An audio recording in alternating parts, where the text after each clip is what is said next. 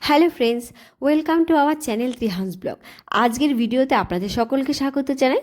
আজকে শেয়ার করব বাচ্চাদের জন্য একটা সুস্বাদু চিড়ে রেসিপি। আর ভিডিওটিতে প্লিজ একটা লাইক করে দেবেন, আর চ্যানেলে নতুন হয়ে থাকলে সাবস্ক্রাইব করে বন্ধু হয়ে পাশে থাকবেন।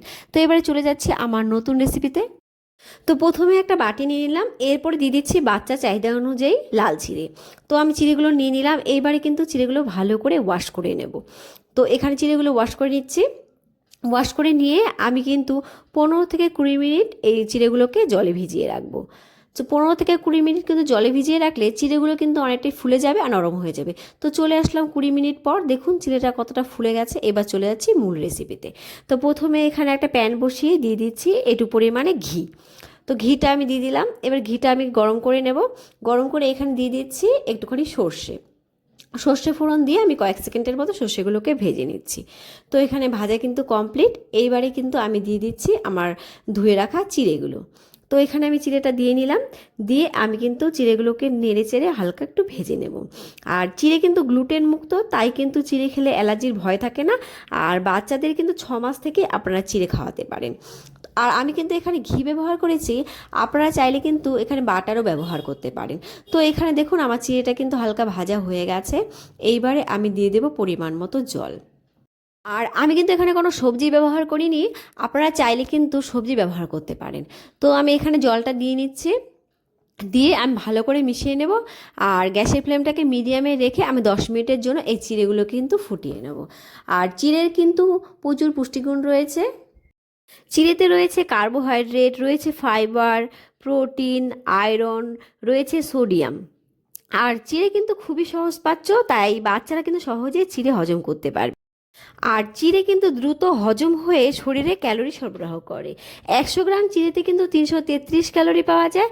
আর চিড়েতে রয়েছে আয়রন, যা কিন্তু হিমোগ্লোবিনের মাত্রা উন্নত করতে সাহায্য করে। এছাড়া চিড়ে খেলে কিন্তু হৃৎপিণ্ডও সুস্থ থাকবে। আর বাচ্চাকে যদি চিড়ে খাওয়ান তাহলে কিন্তু সকালে খাওয়াতে পারেন, তাহলে কিন্তু সারাদিন ধরে বাচ্চারা এনার্জি পাবে। তো ফিরে আসলাম আমি 10 মিনিট পর। এখানে কিন্তু আমার চিড়েটা সেদ্ধ হয়ে গেছে।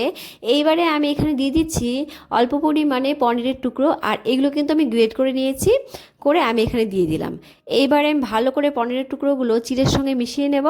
নিয়ে আমি 5 মিনিটের মতো এই পনির দিয়ে চিড়েটাকে ফুটিয়ে নেব। পনির কিন্তু খুব ভালো একটা প্রোটিনের উৎস। এছাড়া কিন্তু পনিরে রয়েছে ক্যালসিয়াম, রয়েছে ফোলেট, বিভিন্ন রকমের ভিটামিন রয়েছে, ফসফরাস রয়েছে। এছাড়া রয়েছে জিঙ্ক, ওমেগা 3 ও ওমেগা 6। আর 100 গ্রাম পনিরে কিন্তু 480 গ্রাম ক্যালসিয়াম পাওয়া যায়। তো এখানে কিন্তু আমার 5 মিনিটের মতো ফোটানো হয়ে গেছে। আর এখানে আমার পনিরটাও সেদ্ধ হয়ে গেছে। আর পনিরে যেহেতু জিঙ্ক রয়েছে, আর জিঙ্ক থাকলে কিন্তু সেই খাবারটা বাচ্চার মুখে রুচি ফেরাতে সাহায্য করে। তো খাবারটা আমার এখানে রেডি হয়ে গেছে। এইবারে কিন্তু আমি বাটিতে ঢেলে নিচ্ছি।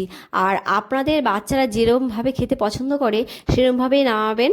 আর চিড়ে কিন্তু অনেকটা জল টেনে শুকিয়ে যাবে, তাই কিন্তু বুঝে নামাবেন। আর আমার বাচ্চা যেহেতু এরমভাবে খেতে পছন্দ করে, তাই কিন্তু আমি এরমভাবেই নামিয়ে নিয়েছি। এই পর্যন্ত আমার সঙ্গে থাকার জন্য ধন্যবাদ। আজকের ভিডিও এই পর্যন্ত। দেখা হবে আরও একটা নতুন ভিডিওতে বাচ্চাদের জন্য নতুন নতুন মজাদার রেসিপি নিয়ে।